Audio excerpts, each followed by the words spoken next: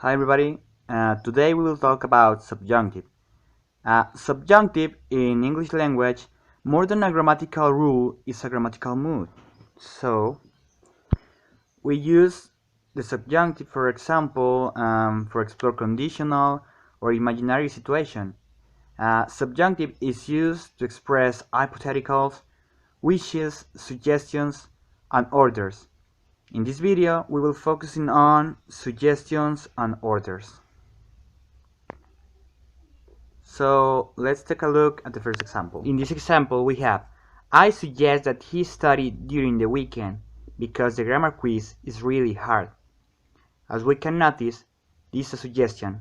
We are suggesting to someone to do something. It is important that he study for this exam because it's really hard, so we are suggesting that he study.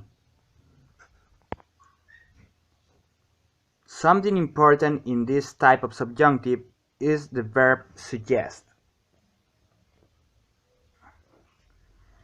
This verb is the one which is indicating us that we are making a suggestion. We use similar verbs in this type of subjunctive. This type of subjunctive goes always or follows always certain verbs and expressions. We will see them. We have here some of the most common verbs and expressions that are used in this type of subjunctive. We have to ask, to command, to demand, to recommend, to insist, to suggest, to advise, to request, and to desire. And for expression, we have it is important, it is best, it is desirable, it is recommended, it is a good idea, it is urgent, it is crucial, and it is essential. These verbs and expressions denote urgency, importance, or that we are asking or recommending or commanding to do something. We have here the verb that we are using in our example, to suggest. We can change it for example, I recommend that he study during the weekend, or I request that he study during the weekend, or I demand that he study during the weekend. For expressions, we have, for example, it is important that he study during the weekend. It is urgent that he study during the weekend. It is essential that he study during the weekend. If we diagram this sentence, we will have something like this. First, with the main clause, we have I, which is a personal pronoun, working as the subject of the main clause. We have suggest, the lexical verb, which is one of those certain verbs that we have seen before. And then we have the direct object. We have he, which is the subject of the direct object, and it is also a personal pronoun. That, which is an expletive. And then we have the object of the direct object, study, which is also a verb. Then we have the prepositional phrase during the weekend. During the weekend modifies study. When do we study? When does he study? During the weekend.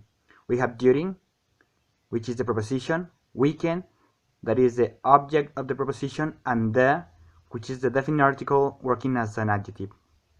Then we have because, a subordinate conjunction that joins the main clause with another main clause, which is the quiz grammar is really hard. We have quiz as the subject, quiz is a noun, is the linking verb, which is the verb to be in simple form, and hard, a predicate adjective. Hard modifies quiz. Modifying quiz, also we have the, which is the definite article working as an adjective, again, grammar, which is a noun working as an adjective, and really, which is an adverb. Adverbs modify adjectives. As we have two main clauses, we can say that this is a complex sentence. As you maybe have noticed, we have that highlighted in red color. This is because in this type of subjunctive, that is completely optional. You can use it, you cannot use it, and your sentence will be grammatically correct.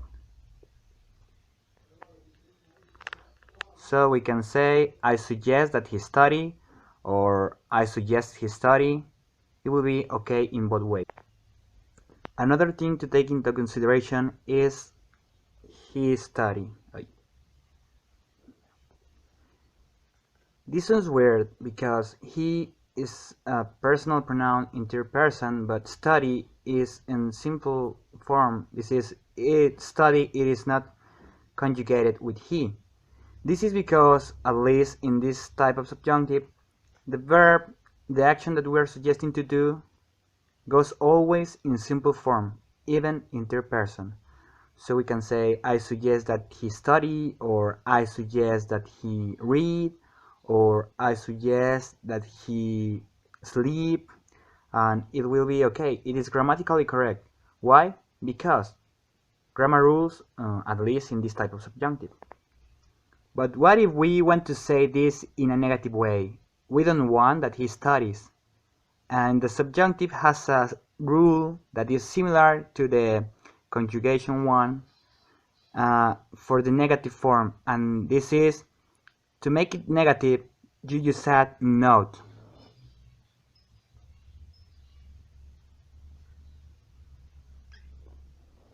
I suggest that he not study during the weekend.